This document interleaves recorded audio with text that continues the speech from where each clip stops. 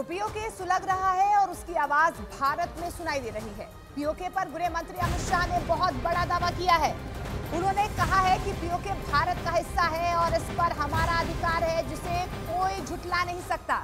उन्होंने कहा कि उचित समय पर देश दुनिया की स्थिति देखकर इस पर कदम उठाएंगे।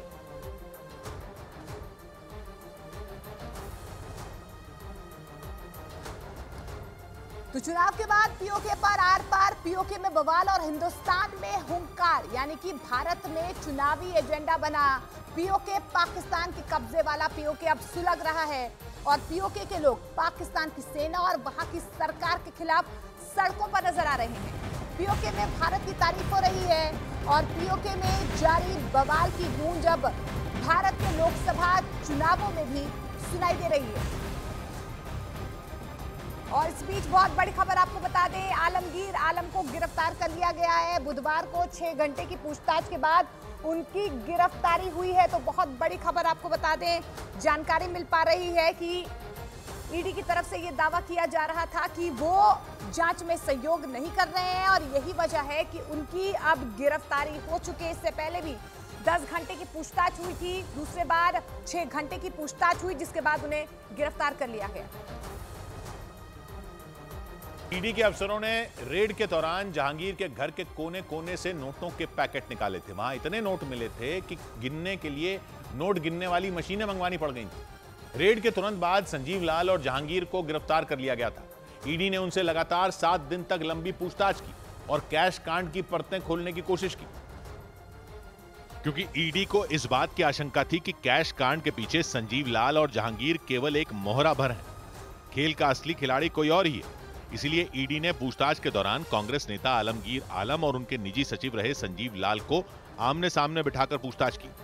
संजीव लाल और जहांगीर दोनों ईडी की रिमांड में हैं। ईडी के मुताबिक जहांगीर के कमरे से कैश मिलने के बाद संजीव लाल के ऑफिस से भी कैश बरामद किया गया था। झारखंड के ग्रामीण विकास विभाग के पूर्व चीफ इंजीनियर वीरेंद्र राम की गिरफ्तारी के बाद से ही आलमगीर आलम ईडी की जांच के दायरे में आ गए थे और करीब 16 घंटे की पूछताछ के बाद उन्हें गिरफ्तार कर लिया गया। आलमगीर आलम की गिरफ्तारी के बाद बीजेपी ने कांग्रेस पर हमला बोला। झारखंड सरकार एक बार फिर से एक्सपोज हो गई अपने काले कारनामों के लिए। देश में झारखंड को उन्होंने एक बार फिर से शर्मसार किया। बीजेपी ने दावा किया कि आलमगीर आलम ही कैश कांड के मास्टरमाइंड हैं। झारखंड में लोकसभा के 3 चरणों का चुनाव अभी होना है। इससे पहले कैश कांड में कांग्रेस के बड़े नेता की गिरफ्तारी को बीजेपी ने मुद्दा बना लिया।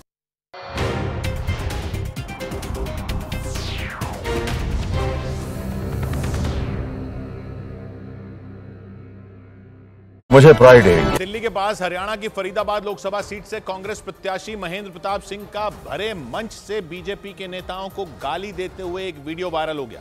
वो फरीदाबाद में चुनाव प्रचार के दौरान एक जनसभा को संबोधित कर रहे थे और इसी दौरान उन्होंने बीजेपी के नेताओं को निशाने पर लिया। लेकिन बोलते बोलते कांग्रेस प्रत्याशी महेंद्र प्रताप सिंह अचानक गाली गलौज पर उतर आए। ये करेंगे तो मोदी के नाम से दे दो, मोदी के नाम का ही खाओगे तो।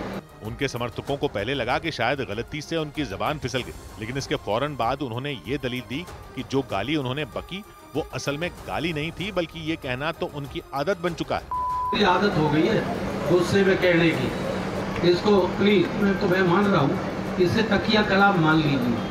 महेंद्र प्रताप सिंह को विपक्षी गठबंधन ने हरियाणा की फरीदाबाद लोकसभा सीट से प्रत्याशी बनाया है। वो इस सीट पर जीत दर्ज करने के लिए धुआंधार प्रचार करते दिखाई दिए। इसी सभा में उन्होंने आरोप लगाया कि बीजेपी के नेता अपने काम पर नहीं बल्कि प्रधानमंत्री के नाम के सहारे चुनाव लड़ रहे हैं। लेकिन ये आरोप लगाते हुए उन्होंने गाली बक दी। इसके बाद सोशल मीडिया पर वो निशाने पर आ गए। उधर राजस्थान के झुंझुनू में तांबे की एक खदान में लिफ्ट टूटने से बड़ा हादसा हो गया। उस खदान की जांच करने गए 15 अफसर 1800 फीट से ज्यादा की गहराई में फंस गए। बचाव टीम ने करीब 18 घंटे की मशक्कत के बाद 14 लोगों को तो सुरक्षित बचा लिया, लेकिन हादसे में चीफ विजिलेंस अधिकारी उपेंद्र पांडे की जान चली गई, क्योंकि लिफ्ट टूटने की वजह से उन्हें गंभीर चोट लगी थी। झुंझुनू में हिंदुस्तान कॉपर लिमिटेड की कोलिहान खदान की लिफ्ट टूटने की सूचना मिलते ही हड़कंप मच गया। खदान के कर्मचारी और जिला प्रशासन के बड़े बड़े अफसर हादसे वाली जगह पहुंच गए। बिना वक्त गंवाए हादसे में फंसे अफसरों को बचाने के लिए राहत और बचाव का काम शुरू किया गया, क्योंकि वक्त बेहद कम था। हादसे वाली जगह पर 6 एम्बुलेंस के साथ डॉक्टरों की एक बड़ी टीम तैनात कर दी गई। खदान की लिफ्ट के बाहरी गेट के पास भीड़ इकट्ठा हो गई। बचाव के लिए एसडीआरएफ की टीम भी वहां बुला ली गई। सबसे पहले खदान में फंसे लोगों तक खाने पीने का सामान और दवाइयां भेजी गईं। क्योंकि गहराई 1800 फीट से ज्यादा थी, इसलिए ऑक्सीजन कम होने का खतरा भी मंडरा रहा था। अफरा तफरी के बीच पुलिस ने पूरे इलाके की घेरेबंदी कर दी और आम लोगों को हादसे वाली जगह से दूर हटा दिया। बताया गया कि कोलकाता से विजिलेंस की टीम हिंदुस्तान कॉपर लिमिटेड की कोलिहान खदान की जांच के लिए पहुंची थी, लेकिन वो खुद हादसे का शिकार हो गई।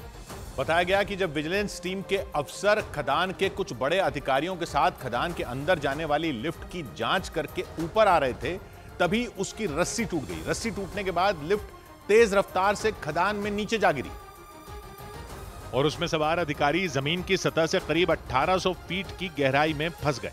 बताया गया कि हादसा उस वक्त हुआ जब विजिलेंस टीम के अधिकारी लिफ्ट की जांच के बाद नीचे से ऊपर आ रहे थे।